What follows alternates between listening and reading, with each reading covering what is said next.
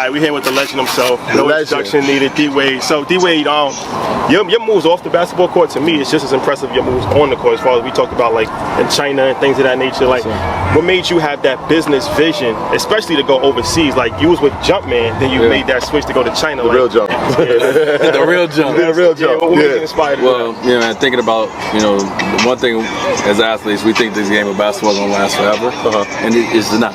So I think for me and my team, really, in my career, just thinking about setting yourself up for after basketball and what moves can you make that is one authentic to you, but when you talk about legacy, it's the things that you put your family in a situation for to be successful.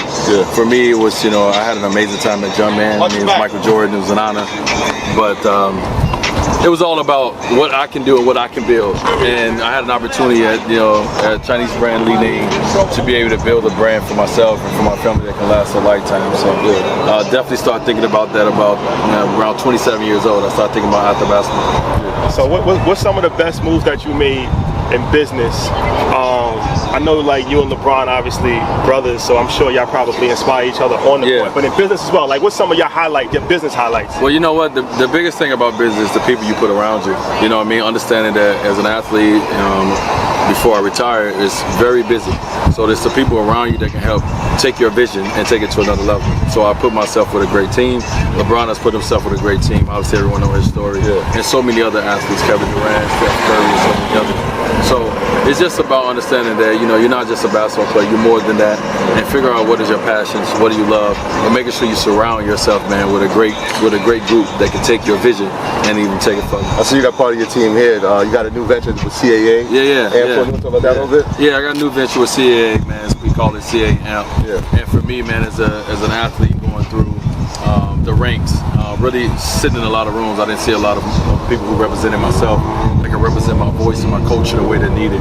So we put together a company with CA where we formed a company that is going to do that. You know what I mean? So that's some good guys brand marketing. Yeah, man.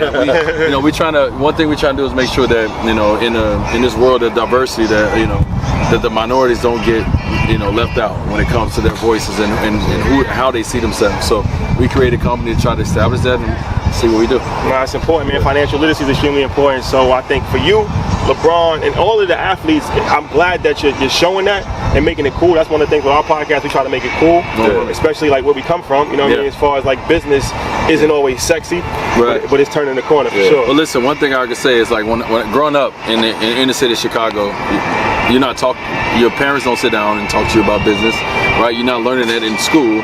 So when you get to the world, you're not necessarily expected to know what you are going to do or what you want to do. You got to kind of experience the world, experience people, and then your creative mind may start coming out about what you want to do. For me, it was just about, all right, I got to find good people around me that I know can help what's in here come to life. And that's the biggest thing, man, is understand your strengths and put people around you that really cover up your weaknesses, and together you guys make an amazing team, and that's what I've been able to do. That's important, man. So, well, thank you for your mentorship and thank you for your time, bro. So here with the legend himself, the man of the day, the weekend, Alonzo Mourning. Yes, this wouldn't be possible. Yeah, without him. First and foremost, thank you for putting this together. This is beautiful. Right, thank you for being out here and supporting. It's a glorious day. Thank God for bringing everybody here safe. And everybody's having fun, man, for a great cause. Sure. What you're doing in the community here, for years, is just honorable and tremendous. So thank you again for that. Thank you. Thank you, brother. We go through life, and we all have to understand that, while we're here, we have a responsibility, and that responsibility, one of our responsibilities is our young people. And I try to teach and create awareness, and set an example, help people understand that, that we all can make a difference in the lives of others, especially our young people, our next generation of Americans, so it's a blessing. I've been using my relationships and the basketball platform, as an opportunity to kind of create atmospheres like this. So it's truly a great opportunity. So we talk about business a lot of times, about relationships, and you've done a good job as far as leveraging your relationships, still with the Heat, and things that nature, even the golf tournament. And so how important is that? I think, like, especially with the golf tournament, we talk about making relationships on the golf field for young athletes, or just people in general. As far as I think relationships a lot of times are underrated. Listen, some of the richest. First of all, life is about relationships. without connection to other people. Our growth happens in community. A lot of people don't realize that, through our journey, through our lives, that we take these steps along the way, that a big part of the reason why we take the steps we take is because of our connection to other people. And, from a business perspective, it's about learning. We don't come out of the womb knowing. We go to school, we get our education, which is what we promote. We try to help these kids understand and value education from that perspective. But the most important thing is that as we go along this journey, the relationships that we develop along the way are what's going to take us where we need to go. Not just in life, but a big part of it is in the business world, because we all want to earn, a level of income where we can take care of ourselves and our family.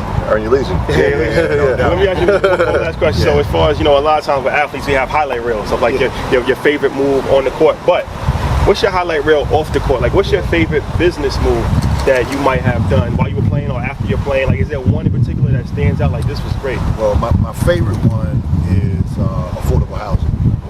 Because I'm currently partners with a group called the Housing Trust Group.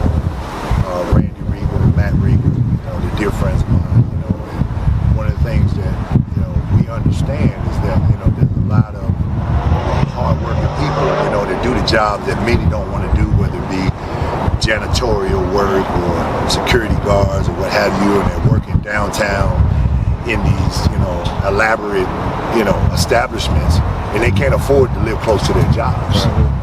They really can't. So there's so many benefits to affordable housing. Because it cuts down on traffic. It allows people to live closer to their job as well. And, pollution, what have you. And, people not having to drive as far and things of that nature. So it's just a lot of different benefits from that perspective. And I think it's not enough affordable housing. I built an 85 unit affordable housing complex in the hood, right in downtown in Overtown. Yeah. And 85 units. We had 3,000 people on the wait list to get in 85 units. That's crazy. So it lets you know the importance of it. So you got people living miles and miles away because they can't afford to live close to their job.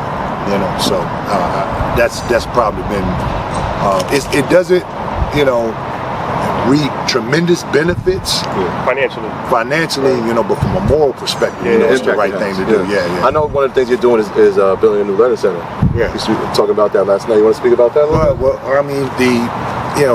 the youth center that we're building, it's no different than the Jewish community centers. If you want to take a page out of anybody's book, you take a page out of Jewish community's book. And they make up 2-3% of America's population. A lot of people don't realize that, but they own Hollywood, they own the music industry, they own some of the most prominent jobs in our government and in sports business. They own commissioners of leagues, law, whatever.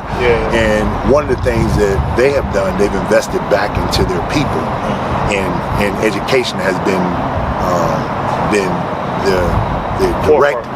direct investment.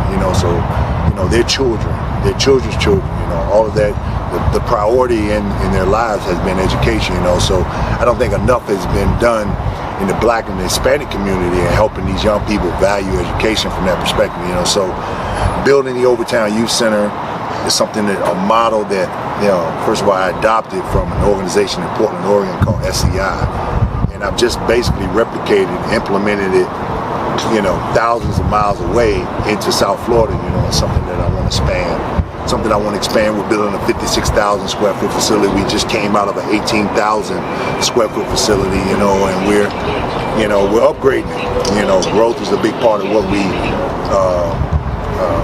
try to promote, and growth in the lives of these kids, and at the same time in our organization. So we're providing services, after school, in school, summer programs, also